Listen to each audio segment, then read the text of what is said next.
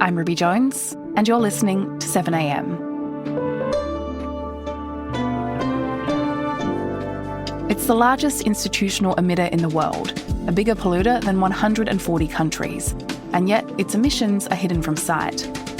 Now, a new documentary is exposing the impact of the US military empire on the planet, the waste, the billion-dollar budgets, and the political manoeuvring that's kept it all out of the public eye.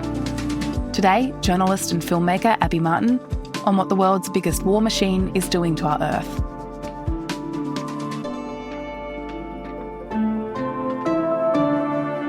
It's Monday, August 3.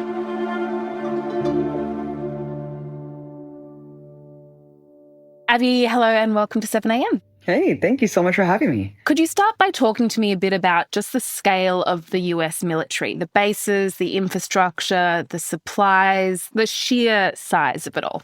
Just when you're looking at the bases, right? The bases alone, we're talking about 800 to 1,000 military installations that are US ran all around the world. We don't actually know the true count. But when you're looking at the pollution of just maintaining this global military empire, the emissions that it brings, just the consumption of oil every single day is 270,000 barrels on paper. And that alone makes the US military, as an institution, the largest polluter in the world. I mean, wrap your mind around that. That is a larger polluter than 140 countries. And that's not even including the life cycle emissions when we're talking about industry polluting in terms of extracting rare earth minerals, manufacturing all of the weaponry that we see, and then, of course, the application of the weaponry. War. It's completely unquantifiable, and that's just the tip of the iceberg. And so there's the fossil fuels, the oil that's actually consumed, and then, as you mentioned, there are all these other ways that the military contributes to the climate crisis. One is the impact of the actual weapons being detonated. In your film, you show how ammunition is actually blown up on base by the US military when it's unused instead of being returned to the manufacturers. Talk me through that. Yeah, it's called the $1 Million Minute, and this is something done out of just pure boredom. And it's also directed. Just so I'm understanding this correctly, let's say a company goes out to a forward operating base. They bring a big supply of bullets, mortar rounds, artillery rounds, grenades, everything. Whatever they don't use, instead of just bringing it back with them when they return to the main base, it's just blown up in the field. Yeah, you dispose of it by blowing it up. It just is kind of like a self-feeding cycle. They actually are instructed to blow up all of their excess ammunition when they are on a forward operating base before they bring it back to the central hub. And this is basically to justify ongoing expenditures. It is an industry. It is a for-profit corporation, or at least it acts as such. So you have to continue to get rid of everything that you have in order to justify why you are getting more money the following year. So, for example, we leave Afghanistan, yet the defense budget continues to go up and up and up. And it's the same thing with all of the oil. When they're out there, they're told to dump all the oil so then they can refuel once they go back to the base. It's just a completely senseless, wasteful exercise just for profit. Just for profit. And it's all been really clear watching the wars today how big of a polluter war is. What is less obvious, what's more invisible, is the pollution that's ongoing in relative peacetime. I mean, every single base is a story of not only legacy contamination, but current ongoing toxic dumping, munitions testing, the toxic contamination of just cleaning the engine parts of the Boeing Pegasuses, the B-52 bombers, the Bradley fighting vehicles. Just to clean those engines is doing an untold amount of damage. So this is relative peacetime just to maintain the arsenal of the weaponry. Hundreds of military bases across the country, including one here on Whidbey Island in Washington State, have a toxic legacy from forever chemicals that are threatening the lives of families to this day. The DoD revealed that in March of this year, they notified more than 2,000 agricultural operations across the country about potential PFAS contamination. And then when you have these jets, I mean, the U.S. military has air forces that are 5 times bigger than the next 5 biggest air powers combined. That alone, I mean, the amount of waste and emissions that are just being used just to fly around in pointless patrols, just to maintain mission readiness. I mean, just to wrap your mind around that, comparing to the average Australian driver, it would be comparable to like 20 years driving straight to one flight mission of a Boeing Pegasus. And you made this film over several years. How difficult was it to get information about how the US military was contributing to emissions? It's extraordinarily difficult because for the longest time, they have obscured all of their data under the pretense of national security, just as they carved an exemption for their emissions back during the 1997 Kyoto treaties. And so all the data from the movie comes from independent scientists trying to quantify the life cycle emissions and things like this, because the military still will not incorporate that data. So it's really tough to wrap your mind around. All we actually know is how much oil they consume. And you mentioned that when the US counts its emissions, the military is exempt. How did that happen? Yeah, in 1997, the Clinton administration, during the first attempt for all countries to convene to try to address climate change seriously and to try to curb and count their total emissions and work together to try to curb those cooperatively, the US carved an exemption for its military, and so all other countries followed suit. I am very pleased that the United States has reached a truly historic agreement with other nations of the world to take unprecedented steps to address the global problem of climate change. It reflects a commitment by our generation to act in the interest of future generations. And so it wasn't until the Paris Accords in 2015 that this was a voluntary measure. Why would any country voluntarily put up their military emissions if the United States refuses to? And so every single year after year after year at these COP conferences, where all these delegates are patting themselves on the back, no one is actually talking about the totality of our emissions. Therefore, they are a farce. Speaker Pelosi, you just presided over a large increase in the Pentagon budget. This Pentagon budget is already massive. The Pentagon is a larger polluter than 140 countries combined. And you actually went to one of the COPs, COP26 in Scotland, in your search for answers on this. What did you take away from that conference? I took away that there's a huge problem with the entire neoliberal establishment, where it's an obsession with free market capitalism and an obsession with individual rights, while you are completely ignoring the main drivers of the problem, the main perpetrators, and you're actually including them as the solution to the very problem they are exacerbating. I don't see what we're doing in any way, or increasing the defense budget, as being something that's inconsistent with climate action. I really don't. And may I just add that the national security advisors all tell us that the climate crisis is a national security matter.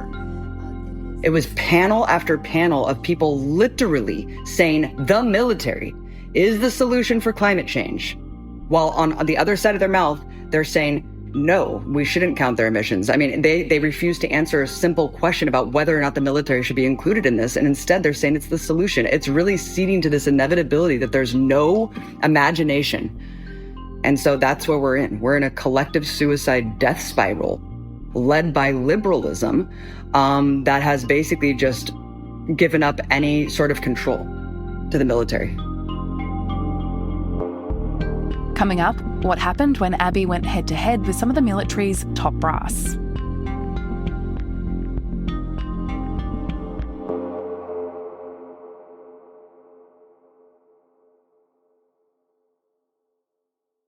So, Abby, in putting together this documentary, you did try to go to the military for answers. You were a guest at an international war games event. You spoke to a number of high-ranking military officials. What was your experience trying to extract a response from them? I mean, it's like beating your head against a brick wall, because these people are so obsessed with their self-preservation, and they just justify their position in this huge apparatus where, I'll ask them these pointed questions about, have you ever thought about how these war games hurt marine life? And they'll say, I don't know if these war games are worth it to the environmental cost. But then in the next breath, they'll be like, but we have to train, we have to get the oil, we have to drill. And you're just like, you can see their brains working real time to try to kind of absolve and justify what they are doing. I would push back a little bit and say, I think it has to be a balance. We have to exercise, we have to train, but we also want to respect the environment and make sure that we're not doing harm. How could you say that, though, when you guys are using live ordnance, dropping, actual real missiles, using live ammunition? The thing is, they just feel like they have no choice because, these people are top military brass. They've never been asked a difficult question in their life. They're pampered as hell. But you see their brain short-circuiting. It does seem like a contradiction for so many nations to get together to not deal with an actual existential threat of environmental collapse and climate change and instead exacerbate the problem because military is such a large contributor to pollution and climate change.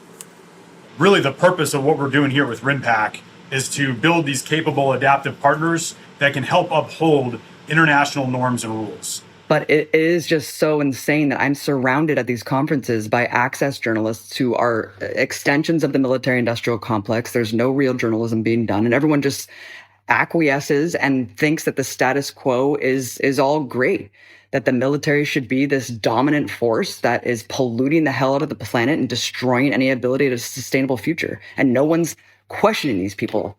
It's insane. And the mainstream climate movement, it spent years campaigning against fossil fuel companies, coal and oil. Tell me a bit more about why you think the military has remained such a peripheral subject. Yes, I think that for decades, neoliberalism has not only co-opted the environmental struggle, the progressive movements, and tried to essentially hijack the language and fold it into the same systems of oppression that we're trying to fight and mobilize against. But this has all been very revealed and exposed in the last couple of years, the collapse of all these international norms and rules. And so I think people are realizing, at least in my lifetime, kind of the foundational current that's driving all of this, which is capitalism. And so all of us have been isolated and siloed into these movements without understanding how all of them connect. Just as Americans and Australians are kind of unaware of our imperial role in the world.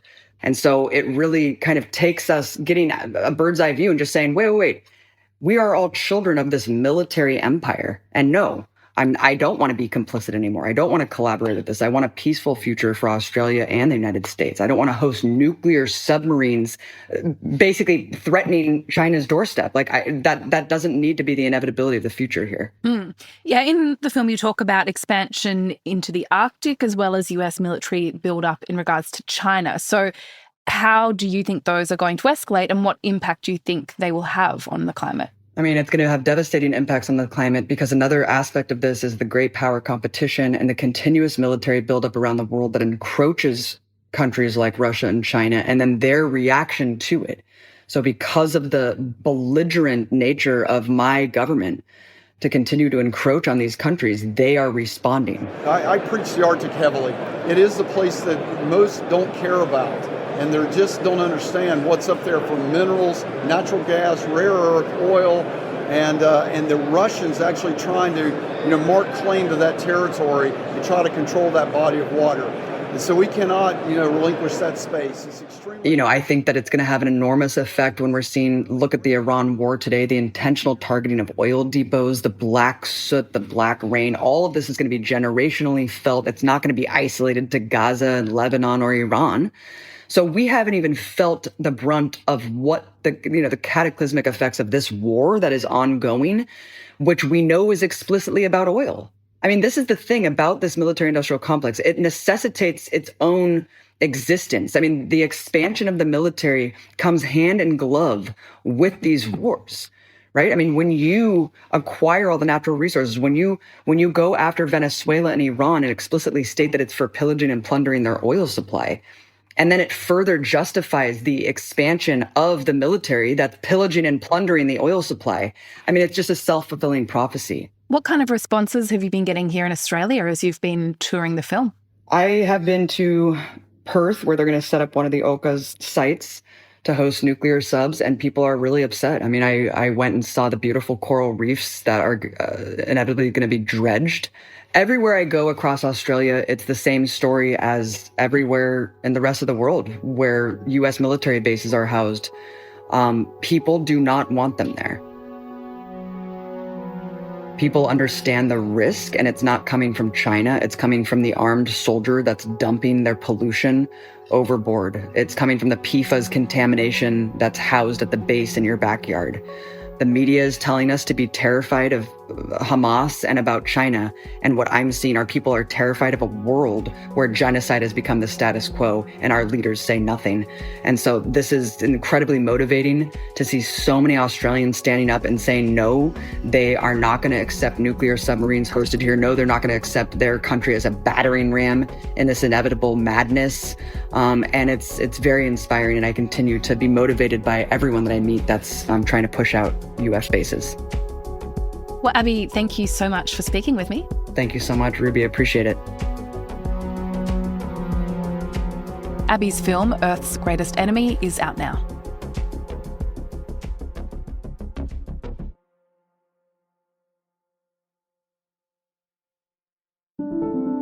Also in the news, authorities are investigating whether bird flu is behind a mass mortality event at a South Australian island called Borden Rock. More than 80 dead and sick greater crested terns were found on the island. Experts say it mirrors what's happened overseas with the outbreak, which has caused significant illness and deaths in poultry, wild birds and mammals. And the Prime Minister is under pressure from the opposition to stand aside Northern Territory Labor MP Luke Gosling as an envoy for Defence, Veteran Affairs and Northern Australia. Gosling was charged last week over an alleged assault on the Northern Territory's administrator, a role equivalent to State Governor. Gosling has declined to comment as the matter is before the courts. I'm Ruby Jones. This is 7am. Thanks for listening.